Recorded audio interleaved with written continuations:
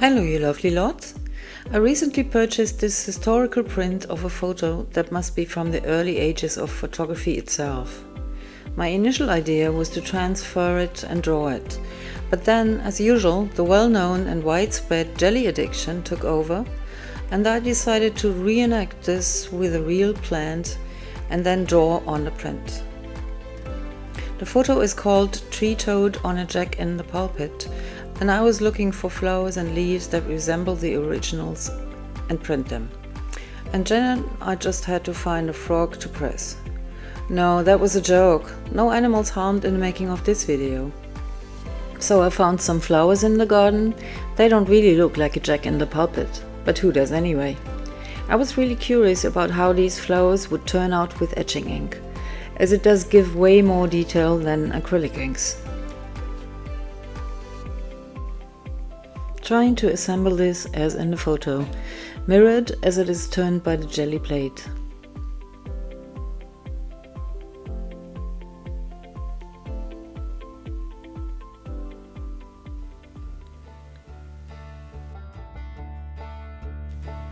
Now for the frog. I am drawing the rough outline, fit to the size of my reenact print, with a marker on some plastic parcel wrapping.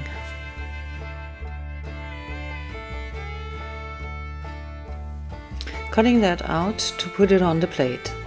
I want this part to stay free of paint, so I can draw in the frog afterwards. The colors I am using today are Raw Sienna by Charbonnel and Ocean Blue, also by Charbonnel, and I am mixing them to get a bluish green. Later I will also use the Akua soy-based etching ink in black for the background. I always emphasize that it is crucial to roll out the paint on the Gelli plate for quite some time. You'll be able to tell when it is all evenly spread. Put a piece of white paper under the Gelli plate, like I have done here.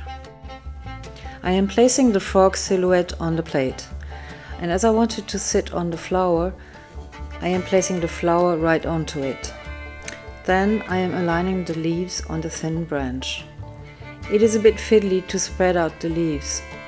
Also, I have to put more leaves to where the flower meets the branch. Inventing a new flower here.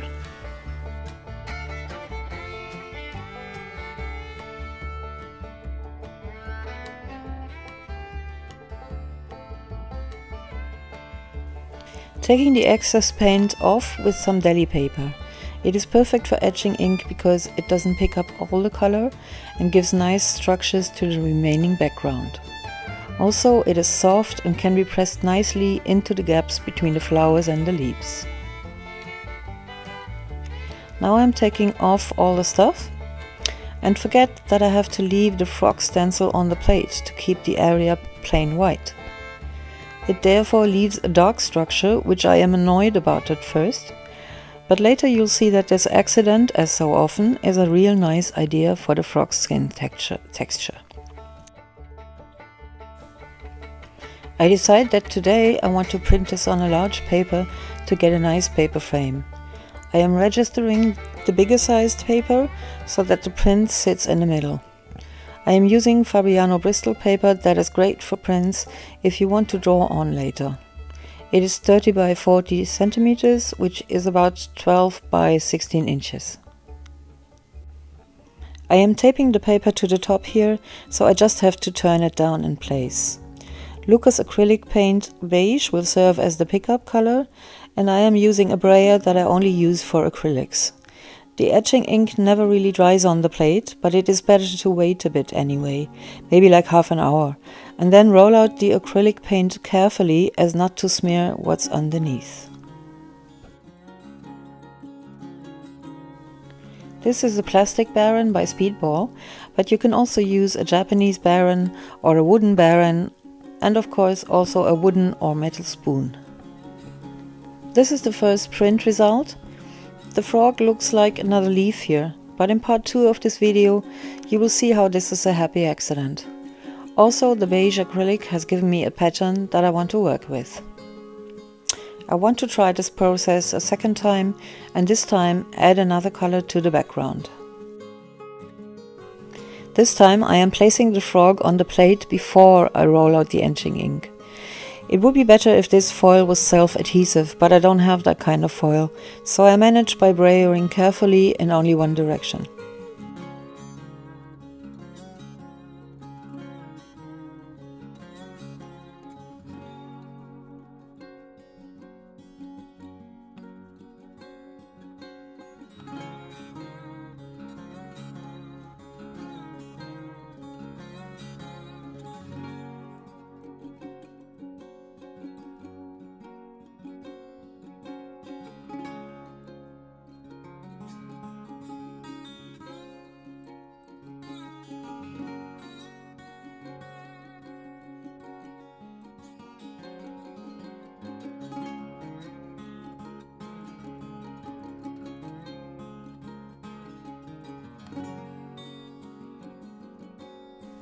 This is an intermediate result, as I want to print on a second background layer. To manage to print only the background part of this print, I take the cheese paper that I used for the pickup of the excess paint and cut out the flower, leaf, frog shape. This is a little messy, as the ink is not dry on the cheese paper yet, so I take some of the ink off with a tissue paper. Managed to get my hands all dirty anyway.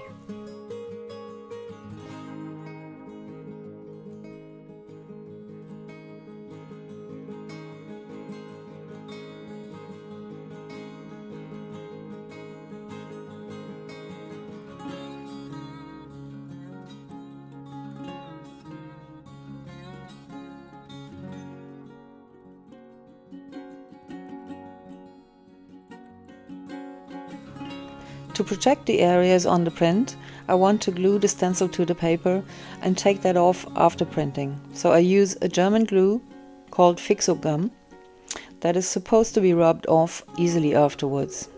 That was a mistake, as you'll see in a minute.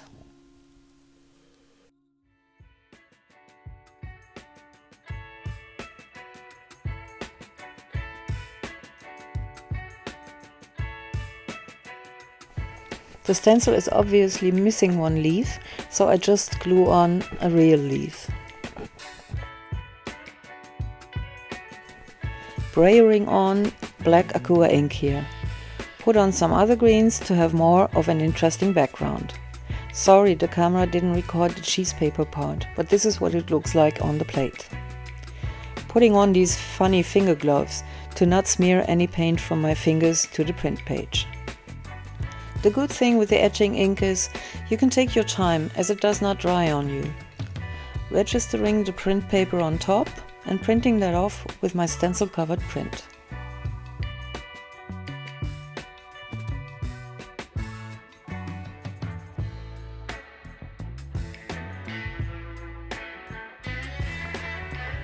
So much for the registering job.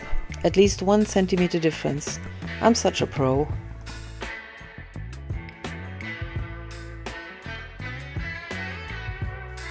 Peeling off the stencil, which works well, but you can see that the glue dissolved some spots, which is quite annoying. I think I'll try my stencil's glue spray next time. The leaf is actually really hard to get off.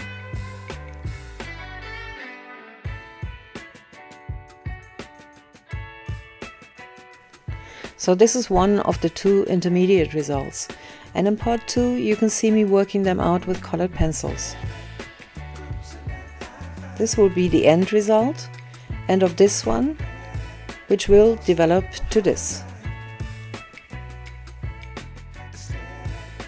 Thank you for watching. I hope to have shown you some interesting things you might want to try yourselves. Ask me or comment anything in the comments. Please like if you liked it, and consider subscribing if you don't want to miss any of my upcoming videos. Bye!